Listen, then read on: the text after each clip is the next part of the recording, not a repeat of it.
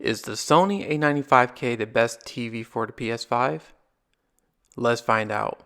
Hi, my name is Max. If you're new to this channel and like this type of content, do me a favor by hitting that like button and that subscribe button. If you have the PS5 and looking for the absolute best picture between the 55 and 65 range, the A95K may be on your bucket list of the TVs for 2022. I'm going to go ahead and go through a walkthrough through the settings and show off some gameplay as in what to expect from the A95K. If money is no object, this TV might be just for you. If you're thinking about getting the Sony A95K, I'm going to go ahead and cover the picture settings, how to set up the HDMI format, and go over some of the PS5 features and settings just so you can get everything squared away. So in order to get the 4K 120 with VRR and ALLM on the PlayStation 5, you have to connect your PlayStation 5 to either HDMI 3 or 4.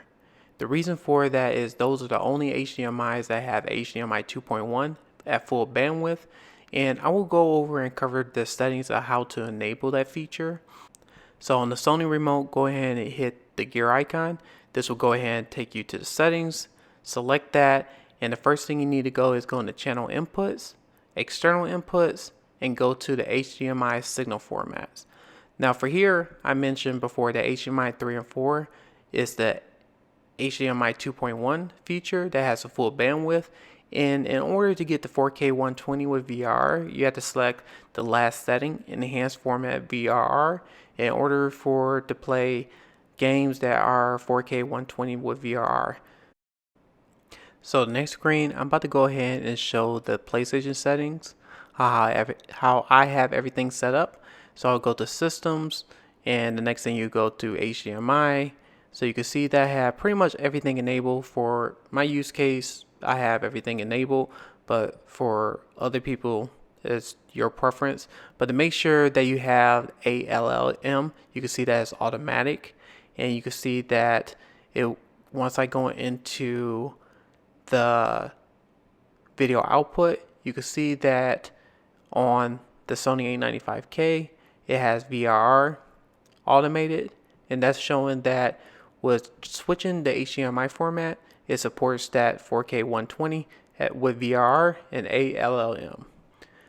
So the next portion of the video, I'm going to show some gameplay footage of Demon Slayer, and then I'm going to talk about my thoughts why I think the Sony A95K is one of the best TVs to use for the PlayStation 5.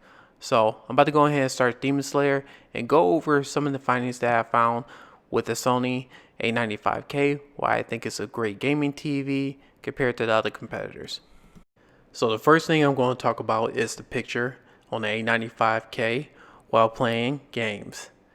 Now, one thing I can say, while playing games on the A95K, I absolutely don't see little to no HDR banding or posterization.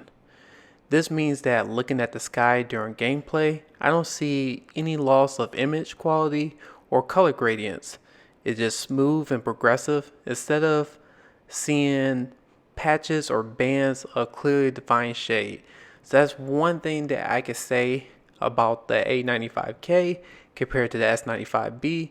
When looking at the sky, which I'm trying to do an example right now, I didn't see any type of banding or posterization when playing games on the A95K. So I think this is a good clear win for the Sony side, especially if you're looking at picture quality.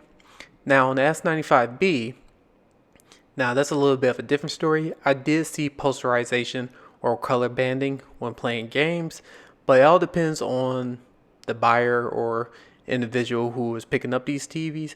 These are one things that I clearly saw between the Sony compared to the Samsung. So if you're interested in more in picture side, that's one thing that I could say Sony did a really good job on.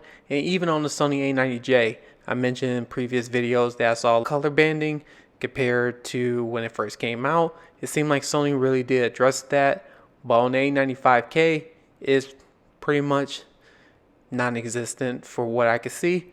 You may see it in a few games, but playing Demon Slayer, I absolutely don't see it. Now, when it comes to color and detail for the A95K, I was impressed with the color detail. It did remind me a lot of the A90J, and I said this in my impression video. I feel like the A95K is a juiced up version of the A90J, which is a good thing. So some of the examples that I have when it comes to color volume wise, so when the A95K gets to a brighter image, it's not losing that color volume compared to what I was mentioning in my previous videos with the A90J. Now, a lot of people is not going to notice that unless you had these TVs side by side, but clearly the A95K does a lot better job in that area, especially picture settings that are out of the box. The only thing that you see right now is game mode for picture, and the adjustments that I made is the peak luminance. I switched it from medium to high, and also I disabled the ambient light sensor and the power saving mode. So all those are turned off and the peak luminance is high. But other than settings, that was pretty much the only thing that I have switched. But when it comes to depth and detail, the Sony A95K definitely takes the cake on this. Now when it comes to blacks and shadow detail and black crush, I didn't notice it on the A95K, but when I did have the S95B, when it was default firmware back in April, I did see black crush where I did have to lift the shadow detail in the picture settings. On the A95K, I didn't have to do any tinkering with the picture settings where I just mentioned. Everything is just set to default on here, but everything looks pretty good for what I can see, and I am impressed when it comes to game mode. Now, talking about the input lag, one thing that people debate about, LG is the best when it comes to the input lag, followed by Samsung, and then Sony will be in third place. But I don't think the majority of people is going to notice that much of a difference unless you're a competitor gamer who is into shooting, fighting games. Those are the kind of situations that those come into play. But if you're playing like casual gaming, the Sony A95K is definitely a great TV, and people won't even notice the difference when it comes to that input lag. Now, one thing I can talk about the negatives about the Sony A95K. Matter of fact, pretty much all Sony TVs, including the 2021 TVs to all the way to 2022. One thing that drives me nuts about the HDMI 2.1 is you have to constantly go into the HDMI signal format settings in the settings menu, and you have to toggle between enhanced Dolby Vision and enhanced VR. So just like how I mentioned how to do the setup for the 4K 120, you only have two HDMI 2.1 ports. One of them is eARC, which is HDMI 3. So if you have a soundbar hooked up to HDMI 3, then you will have an issue where you have to toggle when it comes to console wise with the PlayStation 5, and you have an Xbox Series X, and even the PC. You would have to toggle with the HDMI 4. You could buy a switcher, which may help, or in my case, I have the Yamaha RX-A8A, which has 7 HDMI 2.1 at 40 gigs bandwidth. So it plays 4K 120 VR. It has a LLM update, but some people don't have that receiver and they only tie it to 3 and 4 inputs.